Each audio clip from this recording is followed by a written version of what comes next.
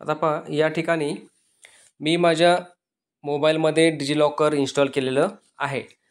हे इन्स्टॉलेशन केल्यानंतर मला डिजिलॉकर ओपन करायचं आहे। या ठिकाणी पहा हे जे आयकॉन दिसतं हे डिजिलॉकरचं आयकॉन आहे। या डिजिलॉकरच्या आयकॉनला क्लिक करत आहे मी।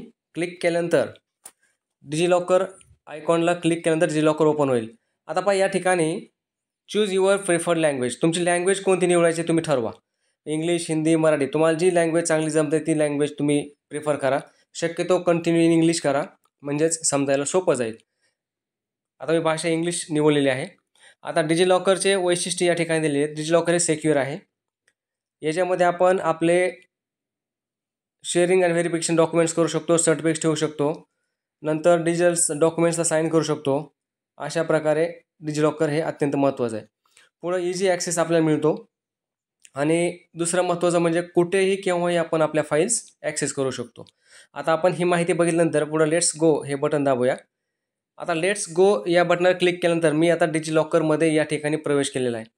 आता पहा या ठिकाणी सगळे डिटेल्स तुम्हाला दिसतील। हे डिटेल्स आपण नंतर स्टेप बाय स्टेप पाहूया। गेट स्टार्टेड या बटनावर मी क्लिक करणार आहे। आता या ठिकाणी तुम्हाला पूर्ण परमिशन तुम्हाला द्यावे लागतील। अलो करा। या ठिकाणी मोबाईल नंबर विचारेल, log in or create account. या ठिकाणी जर तुम्हाला लॉग इन केलं नसेल अगोदर तर तुम्हाला क्रिएट अकाउंट हे ऑप्शन तुम्हाला येणार आहे। आता माझं अकाउंट आहे त्याच्यामुळे मी डायरेक्ट कंटिन्यू करणार आहे। कंटिन्यू केल्यानंतर पहा माझं नाव इथं आलेलं आहे। मी या ठिकाणी क्लिक केलं की सिक्युरिटी पिन विचारेल आणि सिक्युरिटी पिन हा नेहमी गोपनीय ठेवा जेणेकरून तो कोणालाही दिसणार नाही। आता आपण पुढे जाऊया व्हेरीफाय। आता व्हेरीफाय केल्यानंतर या ठिकाणी पहा आपला पिन करेक्ट असावा। जर पिन करेक्ट नसेल तो रिसेट करू शकता। आता मी माझा पिन या ठिकाणी विसरलेला आहे। आता याच व्हिडिओमध्ये आपण पिन विसरला आहे तर तो कसा सेट करायचा याची माहिती घेऊया। फॉरगॉट पिन या ठिकाणी क्लिक करा। आता या ठिकाणी तुम्हाला डे, मंथ आणि इयर तुमची डेट ऑफ बर्थ विचारते, तुम्ही डेट ऑफ बर्थ इथं फिल करा।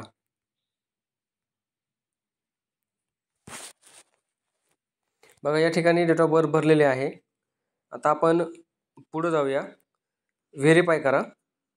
व्हेरीफाय केल्यानंतर तुमच्या मोबाईल नंबर एक OTP येईल, तो OTP तुम्हाला त्या ठिकाणी टाकायचा आहे।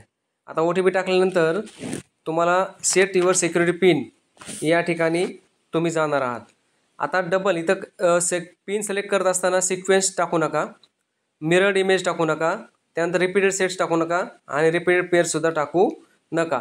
त्याच्यामुळं तुम्हाला ही काळजी घेणं आवश्यक आहे। आता या ठिकाणी मी पिन टाकतोय। हा पिन गोपनीय राहण्याच्या दृष्टीनं मी हा व्हिडिओ थोडा पॉज करतोय।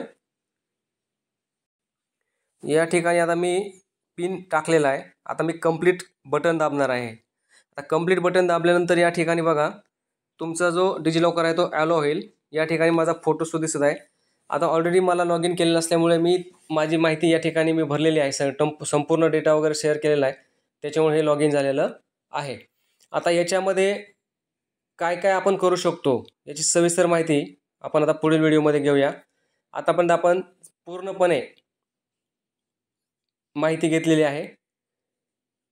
धन्यवाद।